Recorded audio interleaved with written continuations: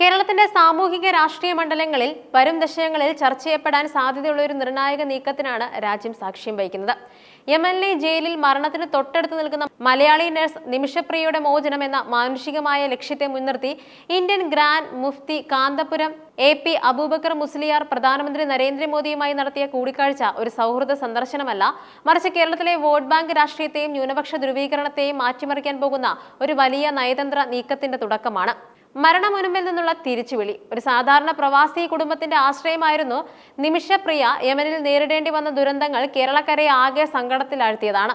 വധശിക്ഷയിൽ നിന്നും അവരെ രക്ഷിക്കാനുള്ള നിയമപരമായ പോരാട്ടങ്ങൾ പരാജയപ്പെട്ടു. ബ്ലഡ് മണി നൽകി ഒത്തുതീർപ്പിലെത്തിക്കാനുള്ള ശ്രമങ്ങൾ ആരംഭിച്ചു. എന്നാൽ യമനിലെ ആഭ്യന്തര സാഹചര്യം ഈ ശ്രമങ്ങൾക്ക് വലിയ തടസ്സമായിരുന്നു. ഇവിടെയാണ് കാന്തപുരം AP അബൂബക്കർ മുസ്ലിയാർ എന്ന ആഗോള മുസ്ലിം പണ്ഡിതന്റെ പ്രസക്തി കേന്ദ്ര സർക്കാർ തിരിച്ചറിയുന്നത്.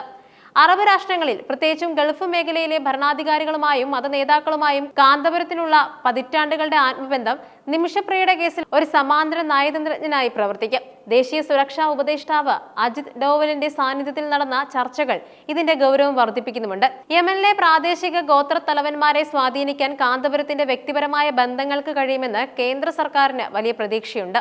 പ്രധാനമന്ത്രിയുമായുള്ള ഈ കൂടിക്കാഴ്ച കേരളത്തിലെ ഇടതു വലതു മുന്നണികളെ ഒരേപോലെ അങ്കലാപ്പിലാക്കിയിരിക്കുകയാണ്. കാലങ്ങളായി മുസ്ലിം സമുദായം LDFനും UDFനും ഒപ്പം ഉറച്ചുനിന്ന ചരിത്രമാണ് കേരളത്തിനുള്ളത്. എന്നാൽ കാന്തപുരം വിഭാഗം കേന്ദ്ര ഭരണകൂടവുമായി നേരിട്ട് ആശയവിനിമയം നടത്തുന്നത് ഈ പരമ്പരാഗത വോട്ട് ബാങ്കിൽ വിള്ളൽ വീഴ്ത്തും. ദേശീയ സുരക്ഷാ ഉപദേഷ്ടാവ് അജിത് ഡോവലുമായി കാന്തപുരം നടത്തിയ ചർച്ചകൾ സൂചിപ്പിക്കുന്നത് കേന്ദ്ര സർക്കാർ ഈ വിഷയത്തെ കേവലം ഒരു നയതന്ത്ര വിഷയമല്ല, മറിച്ച് ന്യൂനപക്ഷമായി വിഭാഗങ്ങളിലേക്ക് കടന്നു കയറാനുള്ള ഒരു സുവർണ അവസരമായിട്ടാണ് കാണുന്നത്. മുസ്ലിം വിരുദ്ധത എന്ന BJPക്കെതിരായ ആരോപണത്തെ പ്രതിരോധിക്കാൻ കാന്തപുരത്തെ പോലൊരു ഉന്നത പണ്ഡിതന്റെ പിന്തുണയേക്കാൾ വലിയൊരു ആയുധം BJPക്ക് കിട്ടാനില്ല. കൂടിക്കാഴ്ചയ്ക്ക് ശേഷം കാന്തപുരം നടത്തിയ പ്രസ്താവന കേരളത്തിലെ രാഷ്ട്രീയ അന്തരീക്ഷത്തെ ചൂടുപിടിപ്പിച്ചിരുന്നു. ഇന്ത്യയിൽ മുസ്ലിം സമുദായം സുരക്ഷിതരാണെന്നും തനിക്ക് യാതൊരുവിധ ആശങ്കകളുമില്ലെന്നാണ് അദ്ദേഹം തുറന്നു പറഞ്ഞത്. കഴിഞ്ഞ കുറച്ച് വർഷങ്ങളായി ദേശീയ തലത്തിലും കേരളത്തിലും BJPക്കെതിരെ പ്രതിപക്ഷം ഉയർത്തുന്ന പ്രധാന ആരോപണം മുസ്ലിം വേട്ടയാണ്. എന്നാൽ ഒരു പരമോന്നത മത നേതാവ് തന്നെ രാജ്യത്തെ മുസ്ലിങ്ങൾ സുരക്ഷിതരാണെന്ന് സാക്ഷ്യപ്പെടുത്തിയത് പ്രതിപക്ഷത്തിന് വലിയ തിരിച്ചടിയായി. ഈ പ്രസ്താവന BJPക്ക് നൽകുന്ന രാഷ്ട്രീയ മൈലേജ് ചെറുതല്ല. ന്യൂനപക്ഷങ്ങൾക്കിടയിലെ ഭയത്തെ ദൂരീകരിക്കാൻ കാന്തപുരത്തെ മുൻനിർത്തിയുള്ള നീക്കം BJPയുടെ സബ്കാ സാത്ത് സബ്കാ വികാസ് എന്ന മുദ്രാവാക്യത്തിന് പുതിയൊരു അർത്ഥം നൽകുന്നുണ്ട്. ഇതിനെ രാഷ്ട്രീയ നിരീക്ഷകർ കാണുന്നത് മുസ്ലിം വോട്ടുകൾ ലക്ഷ്യം വെച്ചുള്ള BJPയുടെ മിഷൻ കേരളയുടെ ഭാഗമായാണ്. BJPയുടെ ദേശീയ നയത്തിൽ കഴിഞ്ഞ കുറച്ചു കാലമായി കാണുന്ന മാറ്റമാണ് സൂഫി പാരമ്പര്യമുള്ള സുന്നി വിഭാഗങ്ങളുമായുള്ള അടുപ്പം. സലഫി, വഹാബി തുടങ്ങിയ തീവ്ര ആശയങ്ങളോട് വിയോജിക്കുന്ന സുന്നി വിഭാഗങ്ങൾ രാജ്യത്തിന്റെ അഖണ്ഡതയ്ക്ക് കരുത്താണെന്ന് BJP വിശ്വസിക്കുന്നുണ്ട്.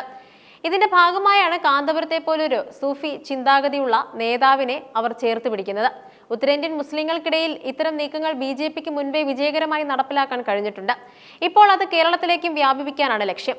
കാന്തപുരത്തെ ഒരു ദേശീയ മുസ്ലിം മുഖമായി അവതരിപ്പിക്കുന്നത് വഴി മതേതര പാർട്ടികളുടെ കുത്തകയായിരുന്ന മുസ്ലിം വോട്ടുകളിൽ ഒരു പങ്ക് പിടിച്ചെടുക്കാൻ BJPക്ക് സാധിച്ചേക്കും. പിണറായി സർക്കാരുമായി വർഷങ്ങളായി അടുത്ത ബന്ധം പുലർത്തുന്ന വിഭാഗമാണ് കാന്തപുരം നേതൃത്വം നൽകുന്ന AP സുന്നികൾ. എന്നാൽ വഖഫ് ബോർഡ് വിഷയം, അറബിക് പാഠപുസ്തകങ്ങളിലെ പരിഷ്കാരം, SIR വിഷയം തുടങ്ങിയവയിൽ ഈ വിഭാഗം സർക്കാരുമായി അകൽച്ചയിലാണ്. ഈ സാഹചര്യത്തിലാണ് അവർ കേന്ദ്ര സർക്കാരിലേക്ക് നോട്ടമെറിയുന്നത്. മറുഭാഗത്ത് മുസ്ലിം ലീഗിന്റെ അവസ്ഥയും സങ്കീർണമാണ്. സംസ്ഥയിലെ EK AP വിഭാഗങ്ങൾ തമ്മിലുള്ള ലയന ചർച്ചകൾക്ക് സാദിഖ് അലി ശിഹാബ് തങ്ങൾ നേതൃത്വം നൽകുന്നത് AP വിഭാഗത്തെ UDF ചേരിയിലേക്ക് തിരികെ എത്തിക്കാനാണ്. എന്നാൽ ഈ നീക്കങ്ങളെ അപ്രസക്തമാക്കിക്കൊണ്ടാണ് കാന്തപുരം നേരിട്ട് ഡൽഹിയിൽ പ്രധാനമന്ത്രിയുമായി ചർച്ച നടത്തിയത്.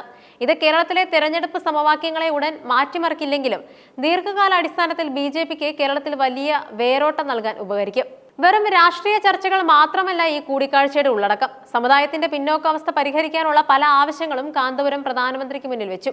നിർത്തലാക്കിയ മൗലാന ആസാദ് നാഷണൽ ഫെലോഷിപ്പ് പുനഃസ്ഥാപിക്കണമെന്ന ആവശ്യം ന്യൂനപക്ഷ വിദ്യാർത്ഥികൾക്ക് വലിയ ആശ്വാസമാകും. അതോടൊപ്പം വഖഫ് വിഷയങ്ങളിലുള്ള സമുദായത്തിന്റെ ആശങ്കകൾ അദ്ദേഹം നേരിട്ടറിയിച്ചു. അലിഗഡ് മുസ്ലിം യൂണിവേഴ്സിറ്റിയുടെ മലപ്പുറം സെന്ററിൽ വികസനം, മർക്കസ് നോളജ് സിറ്റി തുടങ്ങിയവയുമായി ബന്ധപ്പെട്ട ആവശ്യങ്ങളും ചർച്ചയിൽ വന്നു. ഈ ആവശ്യങ്ങളോട് കേന്ദ്ര സർക്കാർ അനുകൂലമായി പ്രതികരിക്കുന്നത് കാന്തപുരം വിഭാഗത്തിന് BJPയോട് കൂടുതൽ അടുക്കാനുള്ള സാഹചര്യമായി ഒരുക്കുന്നുണ്ട്. പ്രധാനമന്ത്രി നരേന്ദ്രമോദി ഉടൻ തന്നെ കോഴിക്കോട്ടെ മർക്കസ് ആസ്ഥാനം സന്ദർശിക്കുമെന്ന റിപ്പോർട്ടുകൾ ഈ പുതിയ സൗഹൃദത്തിന്റെ ആഴം വ്യക്തമാക്കുന്നുമുണ്ട്. ഒരു BJP പ്രധാനമന്ത്രി കേരളത്തിലെ ഒരു പ്രമുഖ ഇസ്ലാമിക കേന്ദ്രം സന്ദർശിക്കുന്നത് ചരിത്രപരമായ മാറ്റമായിരിക്കും. ഇത് അന്താരാഷ്ട്ര തലത്തിൽ ഇന്ത്യയുടെ പ്രതിച്ഛായ വർദ്ധിപ്പിക്കാൻ സഹായിക്കുന്നതോടൊപ്പം കേരളത്തിലെ മുസ്ലിം വോട്ടർമാരുടെ BJP വിരോധത്തിന്റെ കാഠിന്യം കുറയ്ക്കാനും സഹായിക്കും.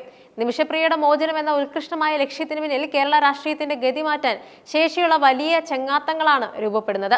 നിമിഷപ്രിയയുടെ തിരിച്ചുവരവ് സാധ്യമായാൽ അതിന്റെ ക്രെഡിറ്റ് കേന്ദ്ര സർക്കാരിനും കാന്തപുരത്തിനും ലഭിക്കും. ഇത് കേരളത്തിലെ ന്യൂനപക്ഷ രാഷ്ട്രീയത്തിൽ പുതിയൊരു ധ്രുവീകരണത്തിന് വഴിയൊരുക്കും.